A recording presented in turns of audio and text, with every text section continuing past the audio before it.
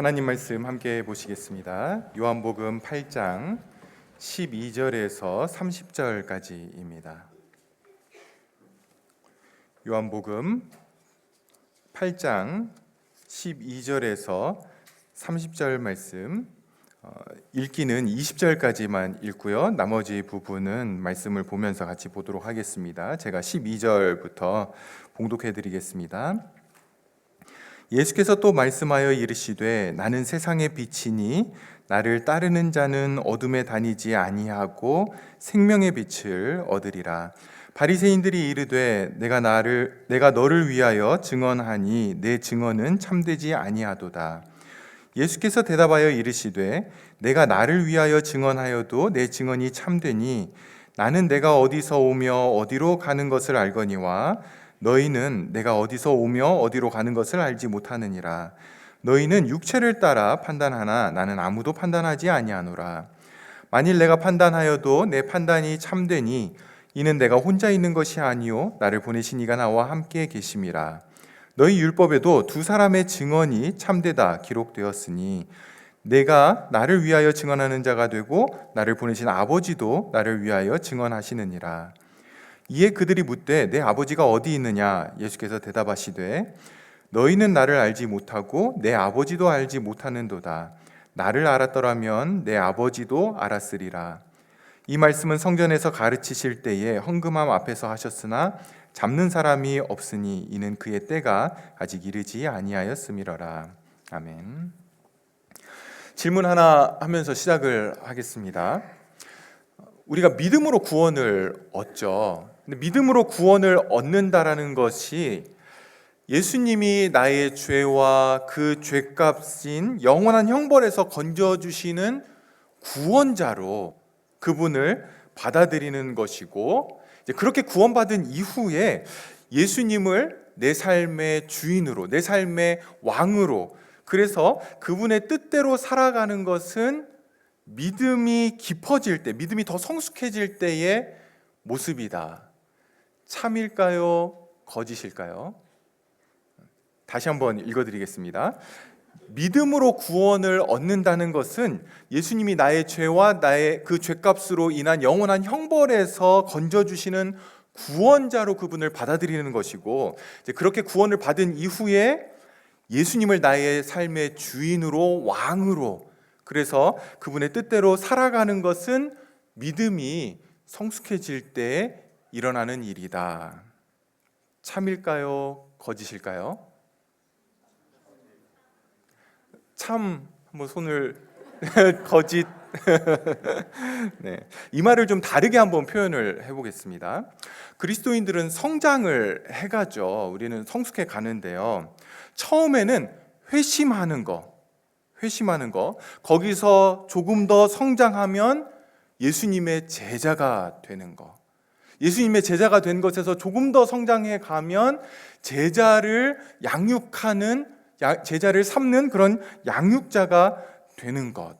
그래서 예수님의 제자가 아니어도 구원을 받을 수 있다. 참일까요? 거짓일까요? 조금 생각이 이제 좀 바뀌시나요? 답은 안 알려주지가 아니고요. 여러분들이 말씀을 들으면서 한번 파악해 보시기를 바랍니다.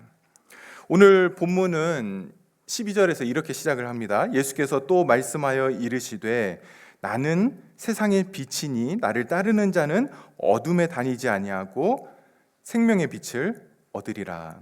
예수님이 또 말씀하여 이르시되 이렇게 시작을 하고 있죠. 지난주에 우리가 봤던 것처럼 7장 53절에서 8장 11절까지가 요한이 쓴 게 아니다라고 이제 우리가 그렇게 본다라고 한다면 오늘 본문은 사실 7장과 바로 직접적으로 연결되어 있습니다. 그런데 예수님께서 7장 37절에 이제 명절 끝날에 사람들이 많은 곳에서 일어나서 외치시죠. 목마른 자는 누구든지 내게로 와라. 내게 오는 자는 와서 마시라. 누구든지 목마르지 않게 될 것이다. 이렇게 이제 말씀을 하십니다. 그리고는 오늘 12절에서 또 말씀하여 이르시되 이제 이렇게 우리가 연결된다라고 볼 수 있습니다.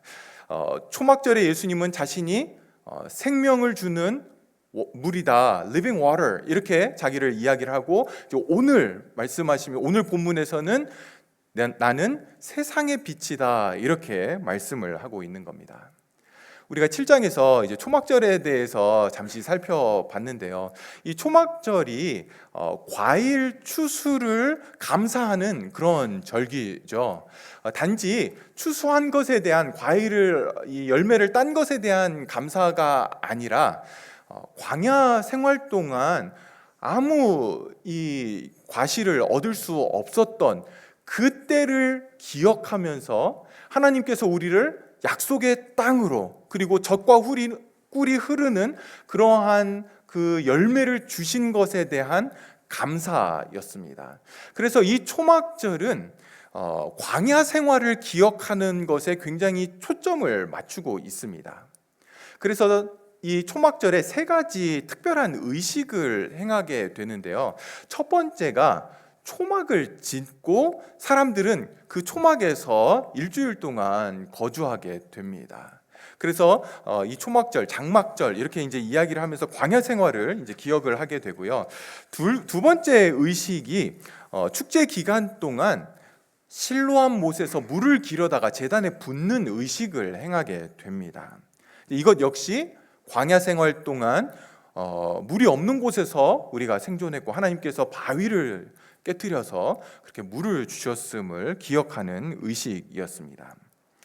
세 번째 의식은 축제 기간에 매일 밤마다 성전 바깥쪽 지역에 여인의 뜰이라고 하는 그런 큰 광장이 있었는데요.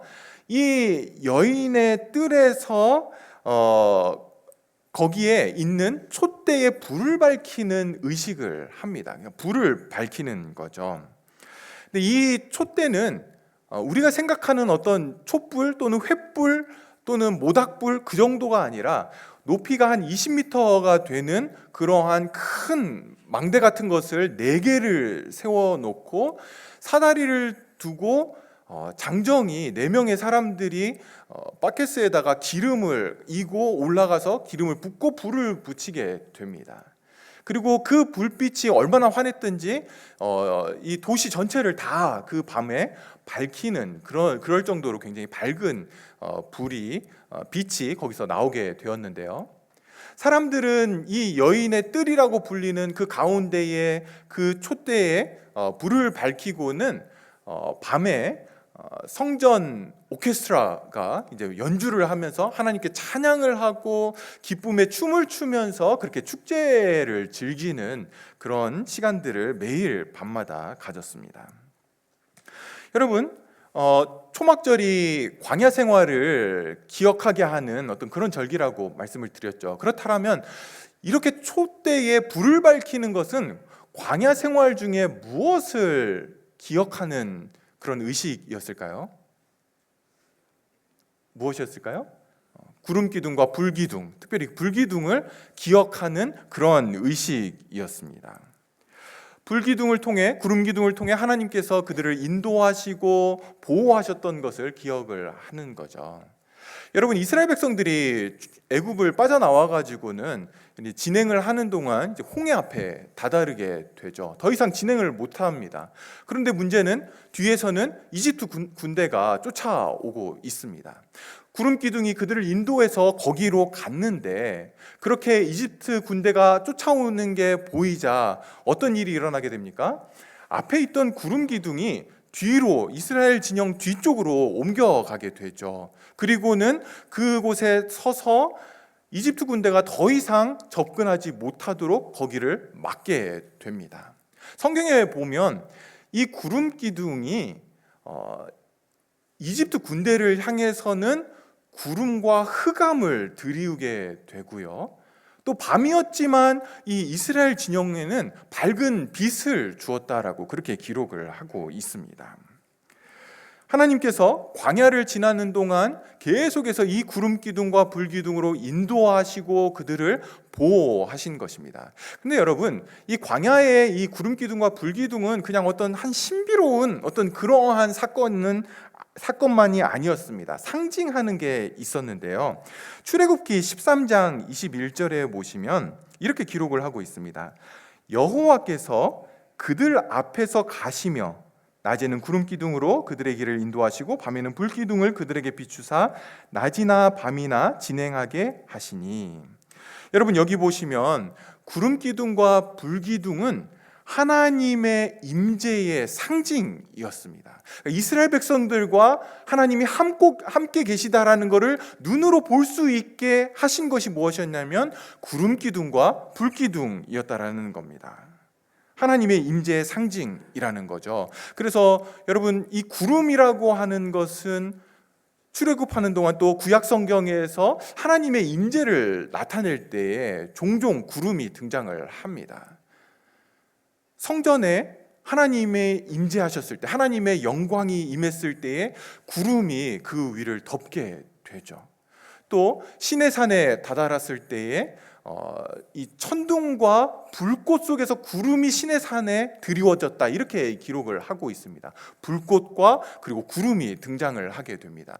하나님께서 모세와 독대하실 때도 구름이 그 위를 덮고 그리고 사람들이 가까이 오지 못하게 그렇게 했던 거죠. 그러니까 하나님의 현재적인 임재를 나타내는 것이 바로 이 구름이었던 겁니다. 초막절에 이제 그것을 기억하는 의식, 구름 기둥과 불 기둥을 기억하는 의식으로 이렇게 이제 불을 붙이게 되는데요.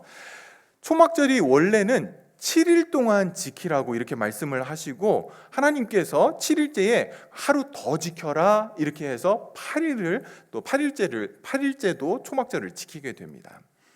근데 이 불을 붙이는 의식, 물을 붓는 의식도 마찬가지인데요. 7일 동안에는 계속 밤마다 불을 붙이는 그런 의식을 행했는데 마지막 8일째 밤에는 이 불을 붙이는 의식을 하지 않았습니다. 축제의 마지막이었기 때문에 철거하고 이러면서 이제 불을 붙이지 않았던 거죠. 그러니까 모든 축제가 그렇듯이 끝날 때는 오히려 더 외롭고 쓸쓸하게 이제 그렇게 느껴지게 되죠. 단지 이것은요, 축제 때에 어제까지만 해도 우리가 불을 환하게 밝혀놓고 그냥 오케스트라가 등장해서 막 악기로 또 찬양으로 춤을 추면서 그렇게 하나님을 기뻐하고 춤췄는데, 마지막 날에 거기에 있던 사람들은 굉장히 어두컴컴한 그런 상황에 놓이게 되었습니다. 여러분, 초막절의 마지막 날에 이러한 어떤 적막함 또는 쓸쓸함, 더 나아가서는 큰 절망감이 그들 가운데 임하게 되는데요. 이건 단지 화나지 않았기 때문이 아니라 그들이 서 있는 그 자리에 그 현실이 어떤 면에서는 하나님의 임재의 영광, 그 영광이 구약에서부터 수백 년 동안 임하지 않은 것에 대한 그것을 깨닫게 하고 그것을 보여주는 것이기 때문에 더더욱 더 쓸쓸하게 그리고 절망감들이 임하게 된 겁니다.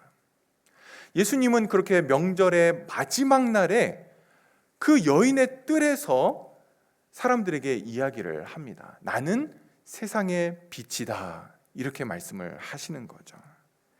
여러분, 이건 무슨 뜻이겠습니까?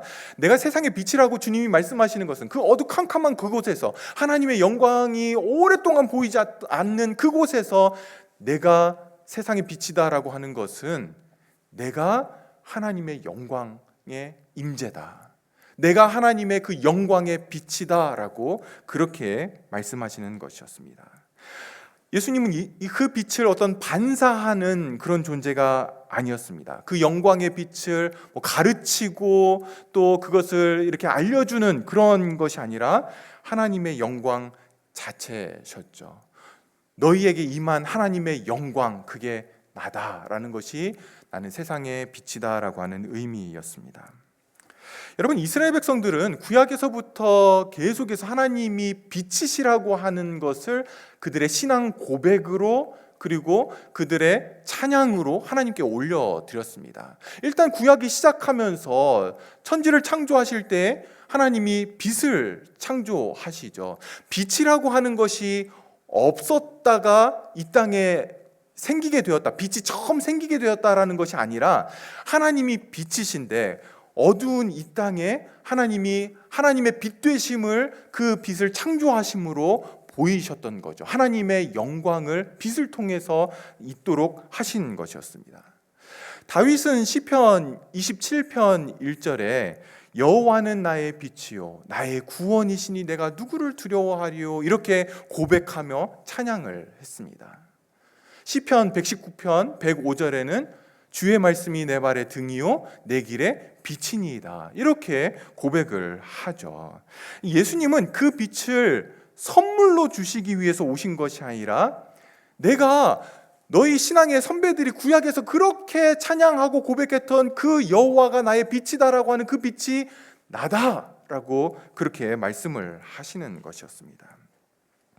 여러분, 20절을 보시면 사도 요한은 오늘 이 사건이 성전의 헌금함 앞에서 일어났다라고 그렇게 알려주고 있습니다. 여러분, 이 헌금함이 여인의 뜰에 있었습니다. 과부의 두 렙돈 기억하시죠? 여인도 와서 헌금을 할 수 있는 곳에 이 헌금함, 여인의 뜰에 이 헌금함이 있었는데요, 여기가 초막절의 그 축제의 장이었습니다. 여기에 사람들이 다 모였고 여기서 축제를 즐겼는데요, 단지 이 광장이 그렇게 사용되었을 뿐만 아니라 역사학자들에 의하면 이 여인의 뜰 한쪽에 사내들인 공회, 그러니까 이스라엘의 사법, 행정, 어떤 이런 것들을 담당하는 사내들인 공회의 모임 장소가 거기에 있었다라고 합니다. 여러분, 이 사내들인 공회가 거기 있었고 공회원들이 아마 거기 있었겠죠. 예수님이 하시는 이야기를 듣고 있었고 바리새인들이 거기에 그 자리에 있었습니다. 예수님을 잡으려고 시도했지만 사도 요한은 예수님의 때가 되지 않았기 때문에 잡지 못했다, 이렇게 이야기를 해주고 있습니다. 이들이 예수님을 잡으려고 했던 이유가 뭡니까? 예수님이 나는 세상의 빛이다라고 하면서 자기가 구약의 그 하나님이라고 선언하는 거, 자기가 메시아라고 선언하는 거, 그것들을 알아들었기 때문에 잡아야 했던 거죠. 그렇지만 때가 되지 않았기 때문에 잡지를 못했던 겁니다. 예수님은 지금 자신이 하나님이다라고 선언을 하고 있는 것입니다. 나는 세상의 빛이다라고 할 때에, 그러면 구체적으로 예수님은 거기에 어떤 의미를 담아서 자신이 세상의 빛이라고 그렇게 말씀을 하셨을까요? 여러분, 요한은 요한복음을 시작하면서부터 말씀이 이 땅에 임했다, 그리고 그 말씀이 하나님의 빛이다라는 것을 계속해서 이야기를 해왔습니다. 여러분, 요한복음 1장으로 한번 넘어가 보시죠. 요한복음 1장 4절에 보시면 그 안에 생명이 있으니 이 생명은 사람들의 빛이다, 이렇게 말씀을 합니다. 여러분, 예수님이 빛이다라고 할 때 제일 먼저 의미하는 것은 내가 생명이다라는 그런 의미입니다. 저희 집에는 식물이 많지가 않습니다. 지금 한 2개 정도 있는 것 같은데요, 식물을 좋아하는데 저는 식물들이 저를 좋아하지 않습니다. 저희 집에 식물들이 오는 순간 빨리 자살해야 되겠다, 어떤 이런 마음을 먹는 것 같아요. 작년 가을에 코스코에 갔는데 알로카시아가 이렇게 예쁜 화분에 담겨 있어가지고 이거 하나 사서 집에 놓자 해서 놨는데 어느 정도 좀 잘 있다가 이제 얘가 겨울이 되어가니까 스스로 죽기를 결심을 했습니다. 그래서 이파리들을 낙엽도 아닌데 막 낙엽 색깔로 바꾸더니 이렇게 이제 하나씩 계속 잘라내고 있는데 몇 가닥이 이제 안 남았습니다. 겨울이 날 수 있을지 걱정이 되는데요. 여러분, 이 화분을 키우기 위해서 제가 굉장히 노력을 합니다. 이렇게 영양제도 사가지고 주고 물도 맞춰서 이렇게 주고 또 뭐 관심을 가져줘야 된다니까 막 찬양도 틀어놓고 뭐 우리 하루도 계속 찬양하고 뭐 이렇게 해주는데도 소용이 없어요. 근데 저희 집이 이렇게 거실 쪽에 이 빛이 잘 안 들어옵니다. 빛이 안 들어오다 보니까 식물들이 살아남지를 못하고 있습니다. 여러분, 식물에게 있어서 가장 중요한 거는 햇빛이죠. 진짜로 햇빛이 있어야만 식물이 살아남게 됩니다. 근데 여러분, 햇빛이 없어도 뭐 괜찮지 않을까? 그럼 뭐 추우면 뭐 석유도 있고 석탄도 있으니까 우리가 그거 떼면 인류가 생존할 수 있지 않을까? 그렇게 생각하지만 여러분, 햇빛이 없어서 식물들이 죽게 되면 그 식물을 먹어야 되는 곤충들 또는 짐승들이, 동물들이 죽게 되겠죠. 그러면 그거를 먹어야 되는 또 다른 동물들이 죽게 되고 먹이 사슬이 다 무너지게 될 것입니다. 여러분, 빛은 생명을 의미합니다. 빛이신 예수님이 우리 안에 임할 때에 영원한 생명이신 하나님의 생명이 우리 안에 주어지게 되는 거죠. 그 궁극적인 생명의 원천, 그것이 바로 빛으로 예수님이 말씀하시는 겁니다. 두 번째로 빛은 진리, 절대적 진리, 궁극적인 진리를 가리킵니다. 요한복음 1장 5절에 빛이 어둠에 비치되 어둠이 깨달지 못하더라. 예수님은 이 땅에 하나님께로 가는 그 길을 알려주시는 진리, 길 그 자체셨습니다. 세상은 다 자기 소견에 옳은 대로 살아가죠. 그러한 사람들에게 생명이 있어야 되는데 하나님이 그 생명의 주인이신데 그 하나님께로 가기 위한 그 길, 그리고 그 가는 방법, 그 진리, 그 지식을 예수님이 가르쳐 주신다, 보여주신다. 그리고 그 자체의 이심을 보여주는 겁니다.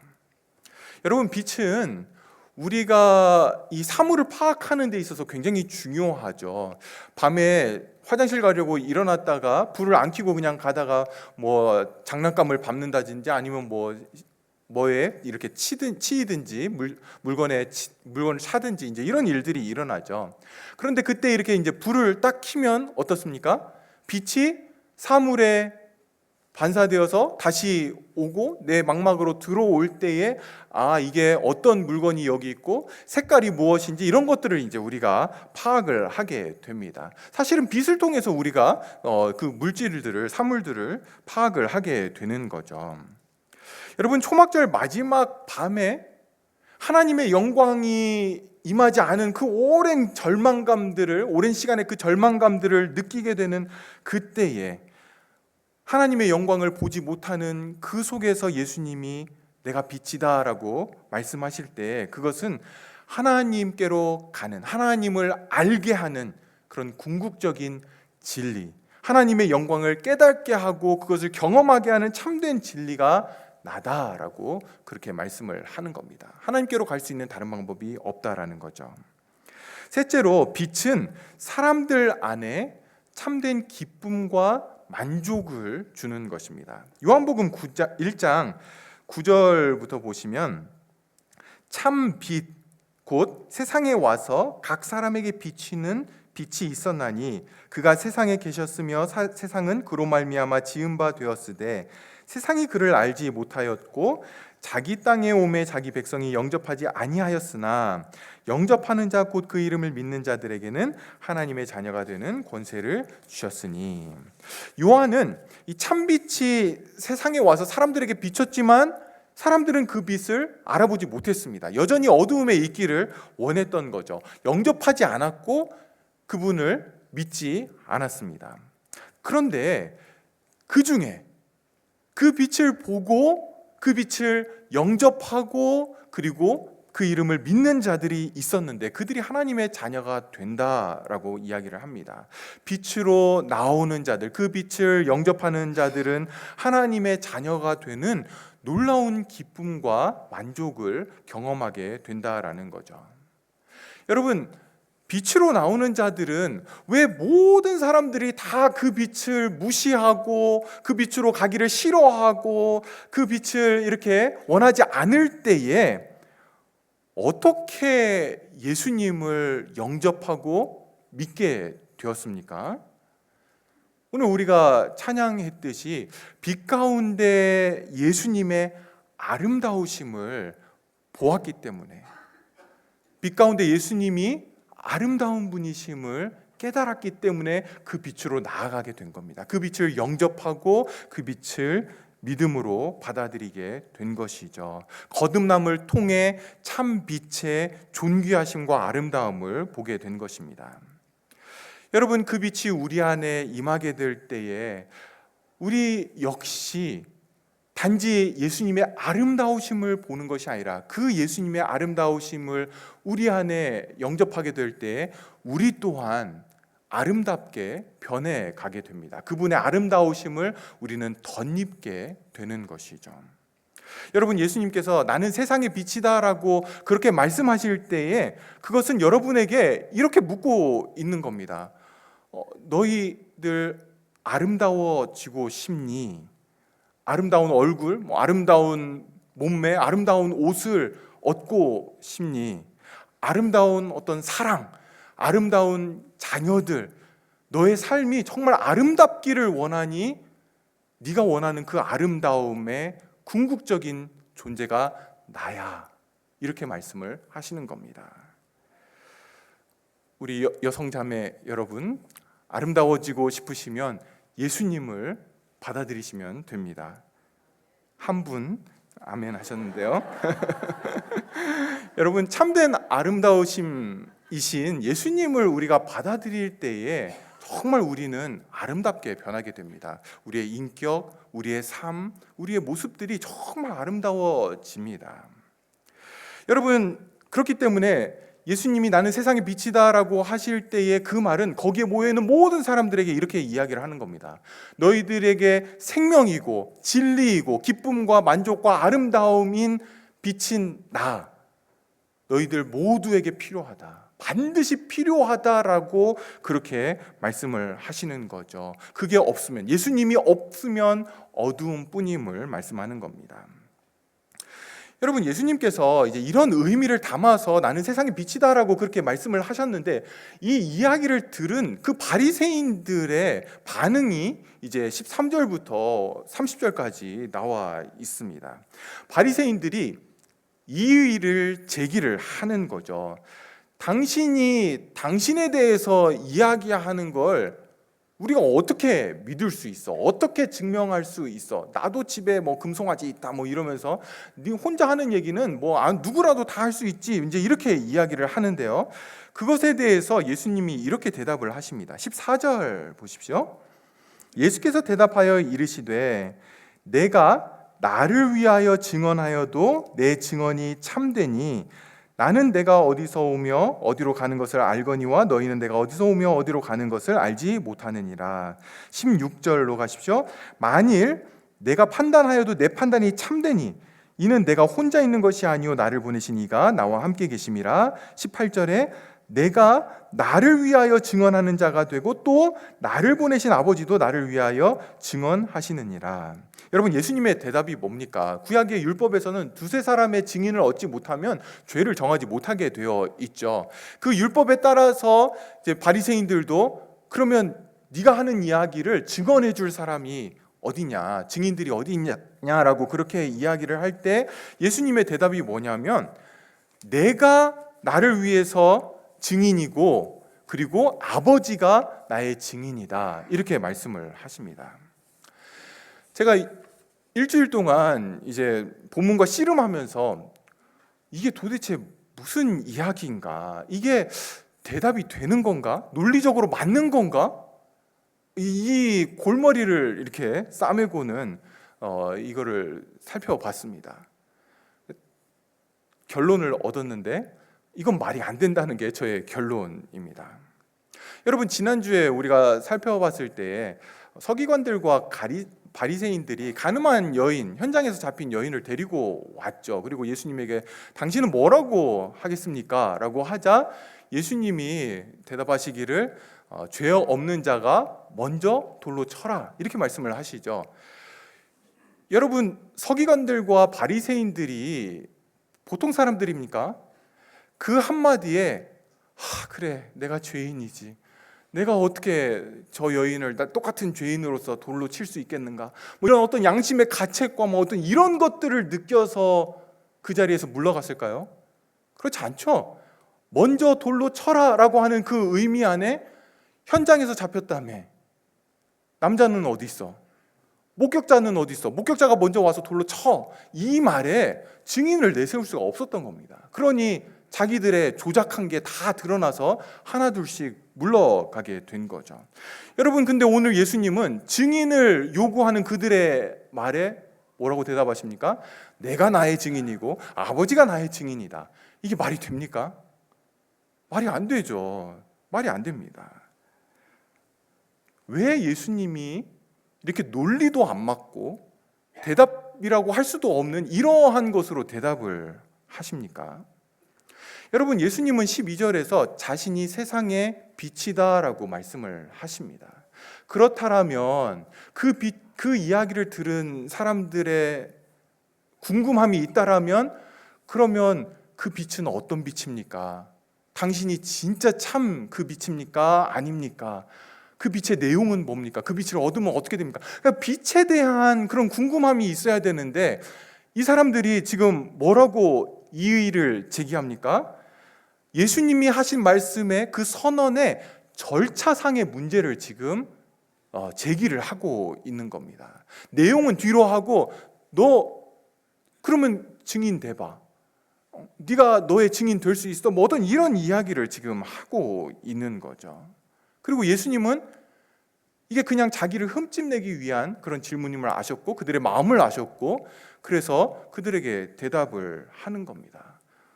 내가 나의 증인이고 아버지가 나의 증인이다. 여러분, 이게 뭘 보여주고 있습니까? 그들의 마음을 보여주고 있는 거죠. 거기에 적합한 대답을 하지 않는 것을 통해서 너희들 지금 논쟁의 쟁점에서 지금 벗어나 있어. 지금 나 흠집내려고 지금 이 이야기 하는 거잖아 라고 하는 이야기를 하는 겁니다. 예수님은 그러면서 이제 바리새인들의 문제가 무엇인지를 몇 가지를 이야기를 하십니다. 먼저 바리새인들은 14절에 보시면 예수님이 어디서 와서 어디로 가는지를 알지 못했습니다. 여러분, 예수님이 어디서 와서 어디로 가십니까? 하나님에게서 와서 하나님에게로 가시는 분이시죠. 그런데 너희는, 바리새인들은 하나님을 알지 못한다, 이렇게 이야기를 하시는 겁니다. 19절에서도 같은 말씀을 하십니다. 이에 그들이 묻되 내 아버지가 어디 있느냐? 예수께서 대답하시되 너희는 나를 알지 못하고 내 아버지도 알지 못하는도다. 나를 알았더라면 내 아버지도 알았으리라. 27절에도 그들은 아버지를 가리켜 말씀하신 줄을 깨닫지 못하더라. 예수님을 모르면 하나님을 알 수 있는 방법이 없는 거죠. 바리새인들의 영적인 무지함, 그 영적인 무지함의 어두움 속에 있음을 예수님이 말씀을 하시는 겁니다. 그게 그들의 문제였죠. 두 번째 그들의 문제는요, 15절에 있듯이 예수님을 육체를 따라 판단하는 것이었습니다. 여러분, 육체를 따라 판단한다라고 하는 것은요, 그냥 세상적인 관점, 사람들의 인간의 관점, 눈에 보이는 것으로 그냥 판단하는 것을 의미를 합니다. 여러분, 그렇게 해서는 절대로 예수님을 빛으로, 생명의 떡으로, 또 living water 이런 것으로 예수님을 알 수 있는 방법은, 그렇게 볼 수 있는 방법은 없습니다. 세 번째 그들의 문제는 23절에 있습니다. 예수께서 이르시되 너희는 아래에서 났고 나는 위에서 났으며 너희는 이 세상에 속하였고 나는 이 세상에 속하지 아니하였느니라. 바리새인과 예수님의 소속이 달랐습니다. 소속이 다르니까 그 소속에 맞춰서 그 세계관 속에서 예수님을 바라볼 수밖에 없는 거죠. 육체를 따라 판단할 수밖에 없는 겁니다. 다시 말해 거듭나지 않은 것이었습니다. 그들의 결과는 무엇입니까? 21절에 다시 이르시되 내가 가리니 너희가 나를 찾다가 너희 죄 가운데서 죽겠고 내가 가는 곳에는 너희가 오지 못하리라. 24절도 보시면 그러므로 내가 너희에게 말하기를 너희가 너희 죄 가운데서 죽으리라 하였노라. 너희가 만일 내가 그인 줄 믿지 아니하면 너희 죄 가운데서 죽으리라. 여러분, 거듭나지 않는 바리새인의 죄의 결과는 그들의 죄 가운데 죽는 것이었습니다. 우리말 성경이 21절에 나오는 죄와 24절에 나오는 죄를 구분을 시켜놓지 않았습니다. 그런데 원문이나 또는 영어 성경을 가지고 계신 분들은 좀 아실 수 있을 텐데요. 21절의 죄는 단수로 되어 있고요. 24절의 죄는 복수로 되어 있습니다. 21절에 있는 이 죄는 무엇을 가리키냐면 예수님에 대한 불신앙, 믿지 않음을 가리키는 것이고요. 24절의 죄들은 그 불신앙으로부터 나오는 잘못된 행위들을 가리키는 겁니다. 예수님은 거듭나지 않은 상태에 그대로 머물러 있는 이 바리새인들에게 너희들은 나를 불신하는, 믿지 못하는 그 죄 가운데서 죽게 될 거다라고 말씀을 하시고요. 이것이 그들의 결론이고, 그리고 예수님을 빛으로 받아들이지 않는, 거듭나지 않은 모든 사람들의 결론입니다. 이제 28절로 넘어가서 보십시오. 이에 예수께서 이르시되 너희가 인자를 든 후에 내가 그인 줄을 알고 또 내가 스스로 아무것도 하지 아니하고 오직 아버지께서 가르치신 대로 이런 것을 말하는 줄도 알리라. 주님은 바리새인들을 대표로 하는 죄인들에게 때가 되면 너희가 내가 바로 지금까지 내가 말해온 그라는 거, 생명의 떡이고 생명의 물이고 그리고 생명의 빛이라는 것을 알게 되는 때가 있게 될 것이다 라고 말씀하시면서 그 때가 언제냐면 내가 인자가 들리게 될 텐데, 들리는 그때에 이렇게 말씀을 하십니다. 여러분, 우리가 요한복음 3장에서 니고데모와 이런 이야기를 하실 때에, 거듭남에 대해서 주님이 말씀하실 때에 모세가 뱀을 든 것 같이 인자도 들려야 하리니 이렇게 말씀을 하신 걸 봤죠. 오늘 여기서도 또 인자가 들려야 된다, has to be lifted up, 이렇게 이제 이야기를 하십니다. 그리고 이거는 우리가 잘 알듯이 십자가 사건을 예고하는 것입니다.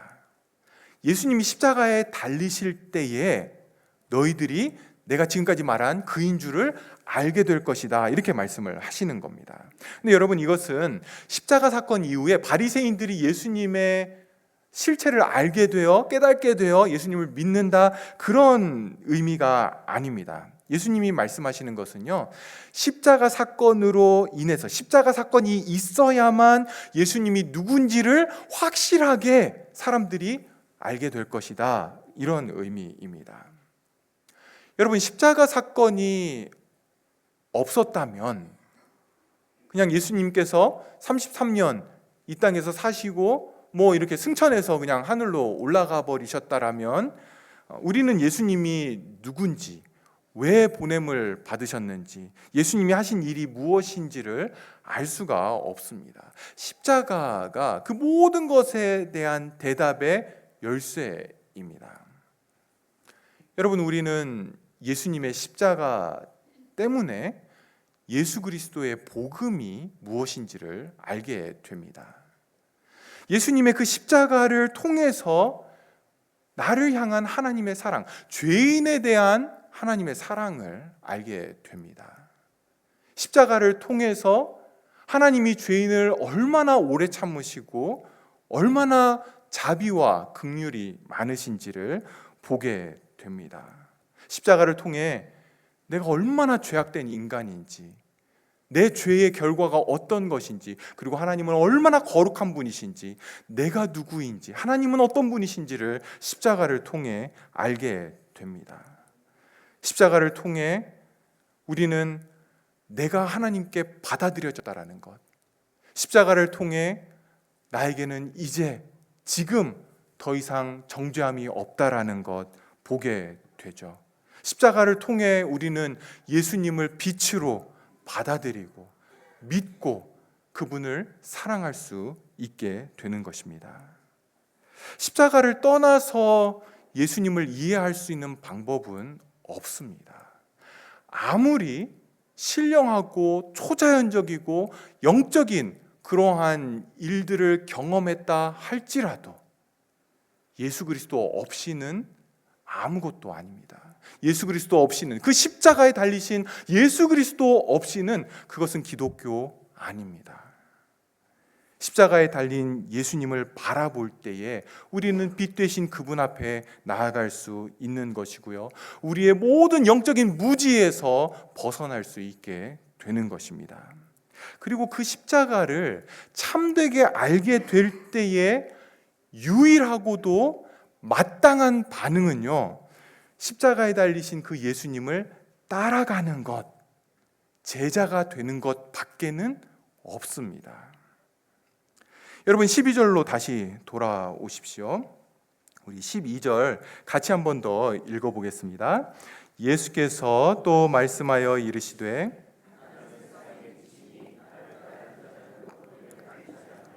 생명의 빛을 얻으리라. 사랑하는 여러분, 예수님이 생명의 빛이라고 하는 것은요, 어떤 철학적인 개념이 아닙니다. 아니면 뭐 명상을 하면서 어떤 밝은 빛을 막 생각하고 예수님이다 이런 것 아닙니다. 예수님이 나는 세상의 빛이다라고 할 때의 그 말씀은요, 우리에게 실제적인 어떤 것을 하도록 지금 요구를 하고 있는 것이고요, 그것은 빛 대신 예수님을 따라가는 것입니다. 한 번 따라가는 것 아니고요, 계속해서 지속적으로 따라가는 것, 다시 말해 제자가 되는 것입니다. 나는 세상의 빛이니 나를 따르는 자는 어둠에 다니지 아니하고 생명의 빛을 얻으리라. 그러면 예수님을 따르지 않으면 어떻다라는 겁니까? 어둠에 있게 되고 생명의 빛이 없게 된다라는 거죠. 따르는 자, 제자만 어둠에 다니지 않고 생명의 빛을 얻게 됩니다. 여러분, 신약 성경에 제자라고 하는 단어는 269번, 9번 나오고요. 그리고 그리스도인이라고 하는 단어는 3번 등장을 합니다. 그리스도인이라고 하는 이 표현도 사실은 예수님의 제자들을 이렇게 특별하게 지칭하기 위해서 만들어낸 그러한 단어입니다. 여러분들이 이제 지금쯤이면 다들 눈치를 채셨을 텐데요. 제가 하는 설교는 제가 머릿속에 어떤 개념을 가지고 제가 뭔가를 막 이렇게 귀한 생각을 해서 그거를 여러분들에게 설교하는 게 아니라, 저는 머리에 든 게 없고 그냥 일주일 내내 성경을 공부해가지고 그 공부한 거를 이렇게 해가지고 그냥 여러분들에게 이렇게 제시하는 설교밖에는 할 수는 없습니다. 제가 25년 넘게 이제 설교를 해오고 있는데요. 25년 동안 그냥 할 수 있는 게 없어서 성경을 이렇게 공부하면서 그 성경을 통해 제가 보는 게 있습니다. 성경에 제자가 아니어도, 예수님을 따라가지 않아도 예수님을 믿는다라고 하는 고백만 하면 구원을 얻을 수 있다, 하나님의 자녀다, 천국 백성이다, 이렇게 이야기하는 곳을 아직 보지 못했습니다. 본문의 의미를 공부하면 공부할수록, 더 깊이 알면 알수록 구원받은 자들은 제자라고 하는 이 확신이 더 선명해져 가고 있습니다. 물론 제자도 제자 나름일 수 있죠. 예수님을 따라가는데 바짝 쫓아가는 제자, 좀 멀찍이서 쫓아가는 제자, 빨리 쫓아가는 제자, 뭐 늦게 쫓아가는 제자, 뭐 여러 종류가 있을 수 있습니다. 분명히 신앙은 성장해야 되고 성숙해져 가야 되고 성화의 과정이 있다라는 것 알죠. 그러나 예수님을 믿는다라고 하는 것은요, 분명하게 예수님을 따라가는 사람들입니다. 예수님의 제자인 것이죠. 나는 세상의 빛이니 나를 따르는 자는 어둠에 다니지 않고 생명의 빛을 얻게 된다. 여러분, 예수님을 따를 때에 어둠에 다니지 않고 생명의 빛을 얻게 되는 것이지, 교회를 다닌다거나 또는 직분을 얻었기 때문에, 여러분, 이런 것이 기준이나 조건이 되지 않습니다. 믿음은요, 예수님을 따르는 겁니다. 그게 구원 얻는 믿음입니다. 다시 한번요, 믿음은 예수님을 따라가는 겁니다. 그게 구원 얻는 믿음입니다. 오늘 말씀 가지고 몇 가지 적용을 좀 하려고 합니다. 여러분, 빛이신 예수님을 따라가는 자들은요, 빛 가운데 살아가야 됩니다. 빛 가운데서 살아가는 것. 누군가에게 뭔가를 숨겨야 하는 일을 하지 않는 것이 바른 제자의 모습입니다. 빛 가운데 사는 거죠. 아내나 남편에게 숨겨야 하는 일, 다른 성도에게는 숨겨야 되는 것, 목사에게는 들키면 안 되는 것, 자식들은 몰라야 되는 것, 여러분 그 일들을 다 버리십시오. 직장에서 직장 동료에게 들키면 민망하고 부끄러운 일 다 버리십시오. 곧 세금 보고해야 되죠. CRA에 들키면 안 되는 일이 없게 그렇게 세금 보고하십시오. 우리는 빛 대신 주님을 따라가는 제자들입니다. 빛의 자녀답게 그렇게 살아가야 됩니다. 두 번째로, 제자는 예수님을 따라가면서 예수님을 계속 배워가는 자들입니다. 여러분이 한 주간 예수님을 배워가는 일들을 어떻게 하고 있는지를 잘 살펴보셔야 됩니다. 예수님을 알기 위해 성경 읽는 것, 이거는 옵션이 아닙니다. 반드시 필요한 것이죠. 말씀을 묵상하고 암송하는 것.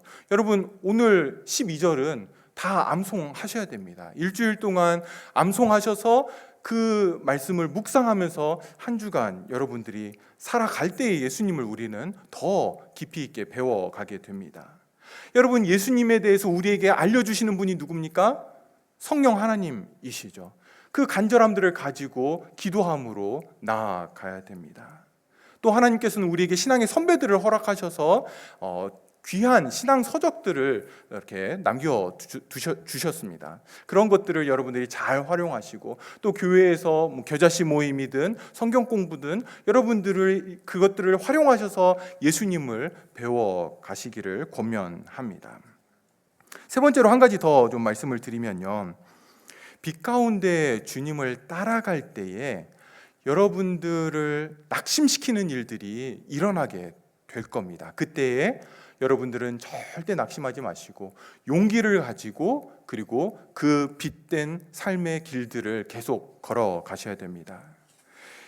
세상은요, 또 사람들은요, 여러분들이 빛된 그 삶들을 살아갈 때에 그걸 통해 자기들의 악함이 드러나는 것을 보게 될 거고요. 그로 인해서 여러분들이 그렇게 살아가는 걸 싫어하고, 그리고 미워하고 여러분들에게 컴플레인 할 겁니다. 아니, 그렇게까지 일할 필요 있어? 아니, 좀 어디에 그냥 대충 이렇게 들어가서 좀 시간 때우고 그러면 그렇게 하다 좀 가. 그럼 다 그렇게 해. 라고 할 때에 여러분들이 낙심하지 마십시오. 정직하게, 성실하게 일하는 것, 사람들이 컴플레인 할 때에 여러분들은 그래도 빛의 자녀임을 잊지 마십시오. 용기를 가지고 담대하게 빛 가운데서 계속 걸어가십시오. 우리의 기준은요, 육체를 따라 판단하는 것이 아니라 빛 대신 예수 그리스도, 그분이 우리의 기준이고, 그분이 우리의 목표이고, 그분이 우리의 삶의 이유입니다. 기도하겠습니다. 하나님 아버지, 나는 세상의 빛이라 나를 따르는 자는 어둠에 다니지 않고 생명의 빛을 얻을 것이다 말씀하신 그 주님의 선언 앞에 우리가 섭니다.